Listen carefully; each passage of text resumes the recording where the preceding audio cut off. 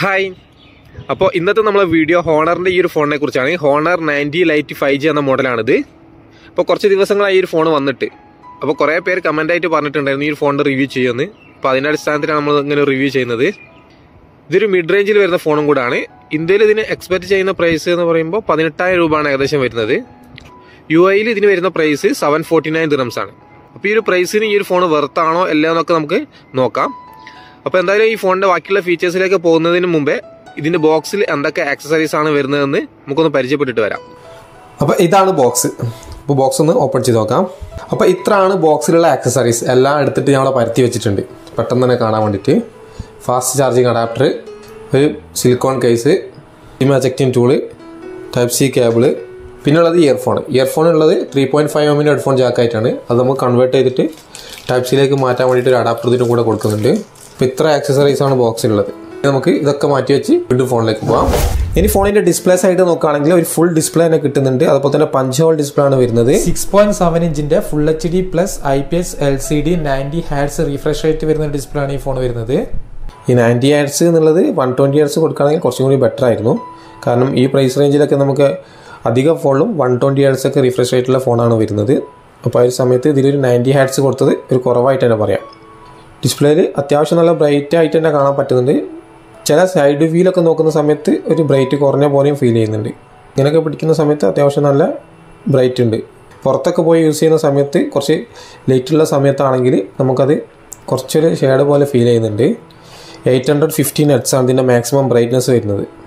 അതുപോലെ ഫോണിൻ്റെ touch performance ഒക്കെ നോക്കുന്ന സമയത്ത് നല്ല സ്മൂത്ത് ആയിട്ട് തന്നെ വർക്ക് ആവുന്നുണ്ട്. ഇപ്പോൾ ഫോണിൻ്റെ ബാക്ക് സൈഡ് നോക്കുകയാണെങ്കിൽ ഒരു മാറ്റ് ഫിനിഷിൽ വരുന്ന ഒരു പ്ലാസ്റ്റിക് ബോഡിയാണ്. അപ്പോൾ കാണാനൊക്കെ നല്ല ഭംഗിയുള്ള ഒരു ഡിസൈനൊക്കെ തന്നെയാണ് വരുന്നത്. ക്യാമറൻ്റെ ഈ ഒരു ഡിസൈനൊക്കെ വരുന്നത് കൊണ്ടായിരിക്കാം ഇത്രയും ഭംഗി വരുന്നത്. ബാക്കിൽ ഒരു 3 ലെയർ പോലെയൊക്കെയാണ് ക്യാമറ കൊടുത്തിട്ടുള്ളത്. ബാക്കിൽ അത്യാവശ്യം ബിൽഡ് ക്വാളിറ്റി ഉണ്ട് കയ്യിൽ പിടിക്കുമ്പോൾ.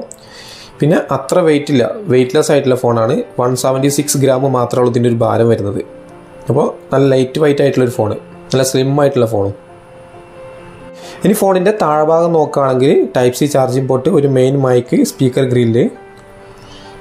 റൈറ്റ് സൈഡിലായിട്ടാണ് പവർ ബട്ടൺ. ഇതിൽ തന്നെയാണ് ഫിംഗർ പ്രിൻറ്റ് സെൻസർ ഉള്ളത്. പിന്നെ വോളിയം അപ്പ് ആൻഡ് ഡൗൺ ചെയ്യാനുള്ള ബട്ടനും, മുകളിലൊരു secondary noise cancellation mic. Left സൈഡിലായിട്ടാണ് സിം ട്രേ വരുന്നത്. ഇത് ഓപ്പൺ ചെയ്ത് നോക്കാം. ഈ സിം ട്രേയിൽ നമുക്ക് ഒരേ സമയത്ത് 2 സിം കാർഡ് ഇട്ട് യൂസ് ചെയ്യാം. മെമ്മറി കാർഡ് ഇതിൽ സപ്പോർട്ട് ആവില്ല.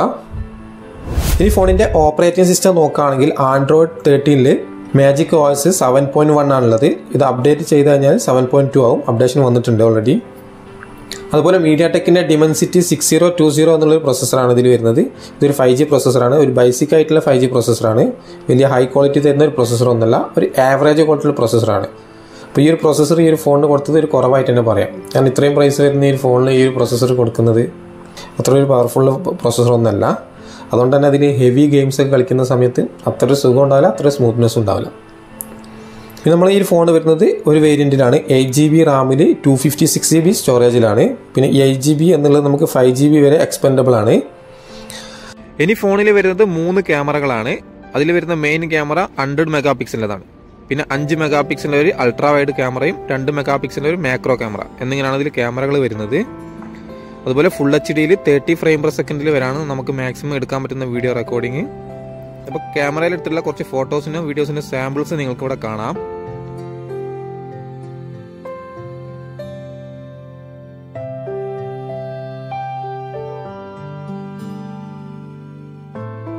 അപ്പോൾ ക്യാമറയിൽ എടുത്തിട്ടുള്ള ഫോട്ടോസിൻ്റെ സാമ്പിൾസ് നിങ്ങൾക്ക് ഇവിടെ കാണുമ്പോൾ തന്നെ മനസ്സിലാവുന്നുണ്ടാവും. ഒരു ആവറേജ് ക്വാളിറ്റി ഉള്ളൂ, വലിയൊരു ക്വാളിറ്റി ഉണ്ടെന്ന് പറയാൻ പറ്റില്ല, എന്നാലും തിരക്കേടില്ല.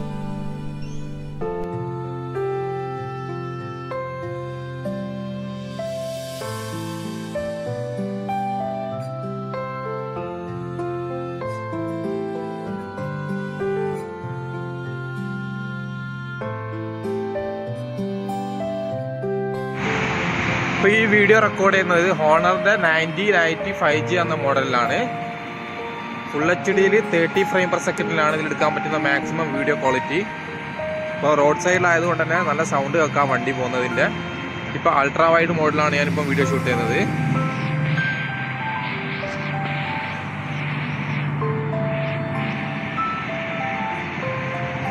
ഒരു ആവറേജ് ക്വാളിറ്റി മാത്രമേ നമുക്ക് കിട്ടുന്നുള്ളൂ, വലിയൊരു ക്വാളിറ്റി ഇല്ല. വരുന്നത്. സ്റ്റെബിലൈസേഷൻ ഓപ്ഷൻ ഒന്നും ഇല്ലാത്തതുകൊണ്ട് തന്നെ ചെറിയ രീതിയിലുള്ള ഷേക്കൊക്കെ വീഡിയോ ഒക്കെ ഉണ്ട്. അപ്പോൾ എത്രമാത്രം സൗണ്ട് നിങ്ങൾക്ക് ക്ലിയർ ആയി കേൾക്കുന്നുണ്ട് എന്നറിയില്ല. ഇപ്പോൾ കാണുന്ന ഈ ഒരു വീഡിയോ 1x എടുക്കുന്നത്.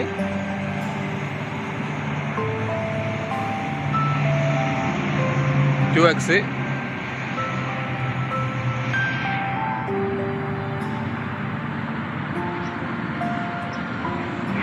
3x ആയി 5x 10x 10xലൊന്നും ഒന്നും കാണുന്നില്ല, അത്രേ ക്വാളിറ്റി ഉള്ളു.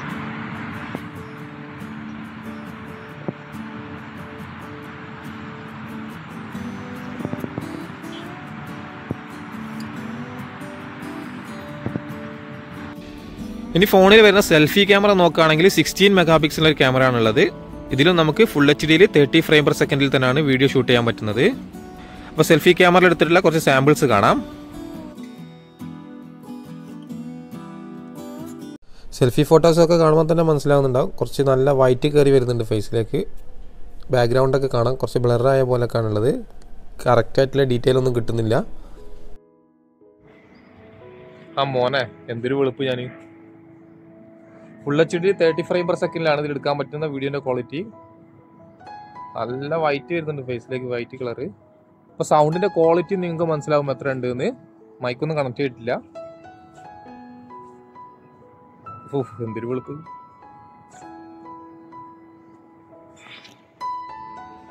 ഡുവൽ വീഡിയോ ഇതിപ്പോൾ ഒരുവിധം എല്ലാ ഫോണിലും വരുന്നുണ്ട്. ജസ്റ്റ് ഒന്ന് കാണിച്ചെന്നുള്ളൂ.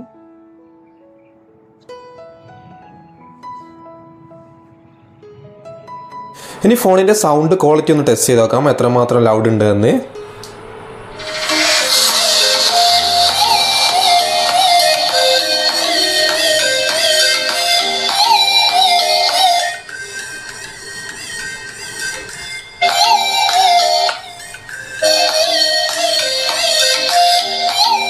ഇതിൽ വരുന്നത് സിംഗിൾ സ്പീക്കറാണ്, സ്റ്റീരിയോ സ്പീക്കർ അല്ല. അപ്പോൾ അത്യാവശ്യം നല്ല ലൗഡ് സൗണ്ട് നമുക്ക് കിട്ടുന്നുണ്ട്. നല്ല ക്ലിയർ സൗണ്ടാണ്, സൗണ്ടിലൊന്നും കുഴപ്പമില്ല. പക്ഷേ സ്റ്റീരിയോ സൗണ്ട് കൊടുക്കുകയാണെങ്കിൽ കുറച്ചും കൂടി ബെറ്റർ ആയിരുന്നു. ഇനി ഫോണിൽ വരുന്നത് സൈഡ് മൗണ്ട് ഫിംഗർ പ്രിൻറ്റ് സെൻസറും ഫേസ് ലോക്കാണ് സെക്യൂരിറ്റി ലോക്കായിട്ട് വരുന്നത്. അതിൽ side mount finger print sensor നമുക്ക് ടെസ്റ്റ് ചെയ്ത് നോക്കാം എത്ര സ്പീഡ് ഉണ്ടെന്ന്.